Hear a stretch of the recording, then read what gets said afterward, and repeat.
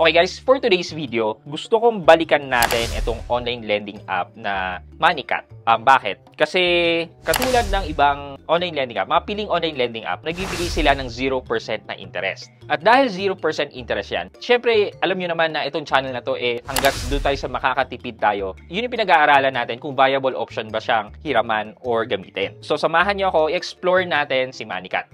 So, sit back and let's discuss. Coming right up.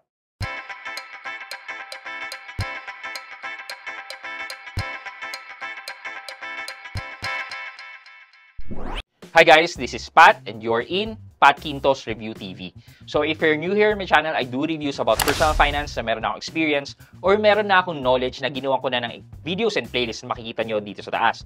At kung bago kayo dito sa channel ko, you may want to consider subscribing to my channel. Okay, again, may review na po ako dito kay Moneycat pero sometime 2023 pa, so medyo luma na po yun and tingnan po natin ngayon kung may nagbago ba. Okay, so unang-una po natin gagawin ay syempre silipin natin yung website ni Moneycat kung may updated website ba siya. So sabi dito, ito po yung kanyang website. Instant cash loan online up to 20,000 pesos for up to 180 days in 5 minutes. First loan for free. Ayan. Pero hindi po natin gagamitin tong website nila sa pag-apply ng Moneycat. Ang gagamitin po natin is their app. Ayan. Scroll lang po natin. Meron po silang mga articles which is kahit papaano po may extra effort po sila. Hindi po katulad ng mga online lending apps, yung mga fly-by-night na isang page lang po na nandun na po lahat. Pwede po natin i-check natin yung FAQ. Iba na po. Iba po yung kanilang web link. So, hindi po siya one-pager. Tsaka may login po. May option to login. Okay. So, punta na po tayo sa Google Play Store and i-check natin yung app. Okay. So, ito po yung nakalagay sa app nila. Ayan. 0%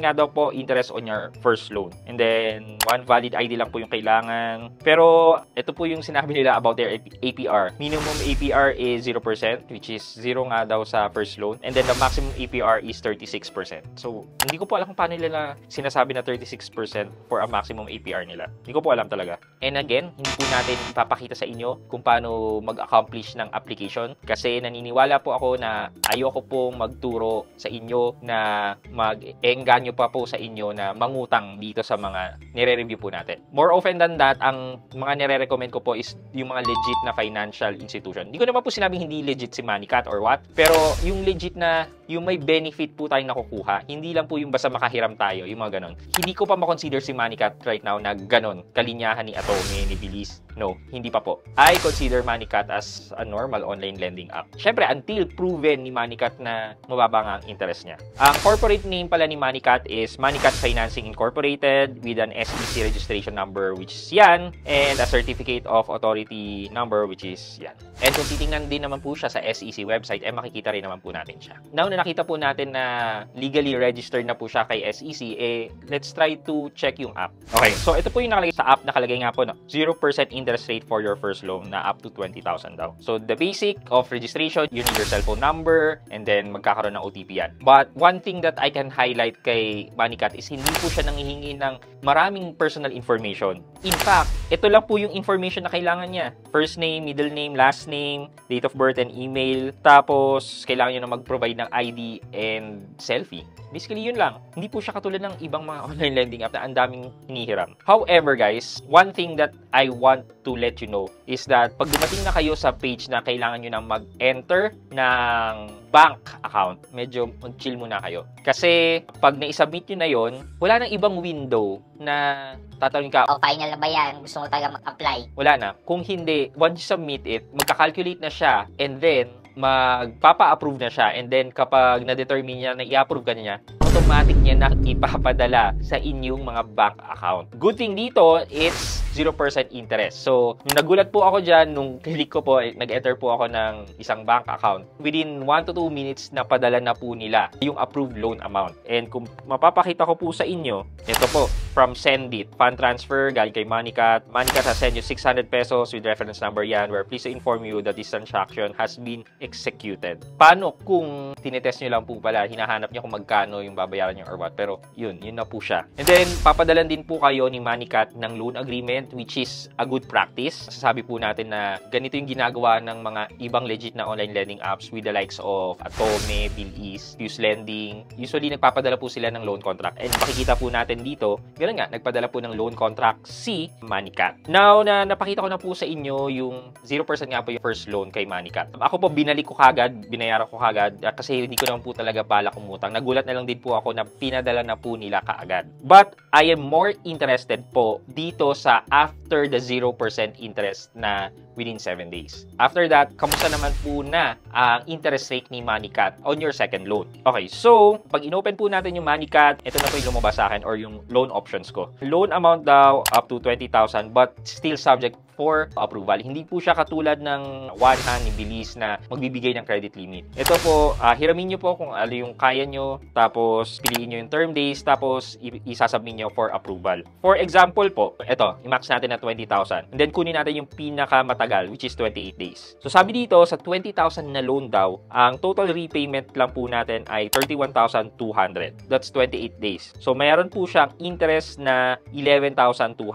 Kung i-calculate po natin yan, 11,200 divided by 20,000, that's 56% po ang interest sa loob ng 28 days. I-divide po natin by 28 days, lumalabas na 2% per day po. Paano po naging 36% per annum ang interest rate? Eh kung itong 28 days nyo pa lang po ay 56 na kagad. Kung kunin po natin yung APR, i-multiply po natin to by 365 days, yan, nasa 730% po ang interest per annum. Malayong malayo po sa sinasabi nilang 36%. Eh yung 14 days po, silipin natin. Baka naman po mas mababa. Sa 14 days daw po, ang interest po na babayaran natin ay 5,880. So, 5,880 divided by 20,000, 29.4%. So, that's 14 days. I-divide po natin by 14 days. That's 2.1% per day. Kung i-multiply po natin yan by 365 days, mas mataas pa po. It's 766.5% APR po siya. Diba? May thoughts on this? Maganda po talaga kung 0% interest. Yung first loan na nangyari sa akin na hindi ko naman po talaga balak, biglang nag-auto-send. Buti na lang 0%, well and good, walang problema. Pero, after that, comes na yung sobrang taas na interest. Hindi ko po marerecommend to na gamitin nyo, and even for emergency, hindi ko po talaga marerecommend tong 700% per annum or 56% sa loob ng 28 days. Medyo predatory po. Sobrang taas po ng interest ng 20,000 magiging 11,000 plus. Ako po, masasabi ko po, hindi ko po mai-recommend tong ganitong online lending app na to. Kung nangangailangan po kayo ng mahihiraman, ito po yung mga recommended ko. Bilis, Atome, GCash, or kahit Maya Credit, Salmon. Yung last na na-review natin, yung Fido, which is 180% din. Okay na rin po yun. Mabilis cash, one hand, pwede na rin po. Kung interest po yung pag-usapan natin medyo acceptable na po sila. Pero itong mga ganitong online lending app po, I don't recommend po talaga dahil sa sobrang taas ng interest. For our question of the day, given ganito po yung sistema ni Moneycat na may 0% interest, sa tingin nyo, okay lang po ba na manghiram kayo na pang-unang beses lang, tapos after that, hindi na kayo manghihiram, or maghanap na lang totally ng ibang application? Let me know sa comment section sa baba at may chance kayong manalo ng 1,000 pesos sa ating weekly GCash giveaway and syempre sa ating cellphone giveaway. Yun lamang po for today's video, but before we end this video, mag-shoutout po muna tayo at shoutout kay Alma Afinidad at Wellwing. Sabi po niya, yes, na-try ko na po. At salamat Sir Pat for the info. Watching always from Davao City. At Wellwing, Alma Afinidad, shoutout po sa inyo. Thank you so much po for watching and supporting my videos. Maraming salamat po. I hope you like this video. Leave a thumbs up, and if not, wala namang problema dyan, but continue to support me by subscribing to my channel by clicking the subscribe button and also the bell button sa tabi ng subscribe para makareceive kayo ng latest notification sa lahat ng upload ko. Again guys, this is Pat Quinto and you're in Pat Quinto's Review TV. Bye-bye!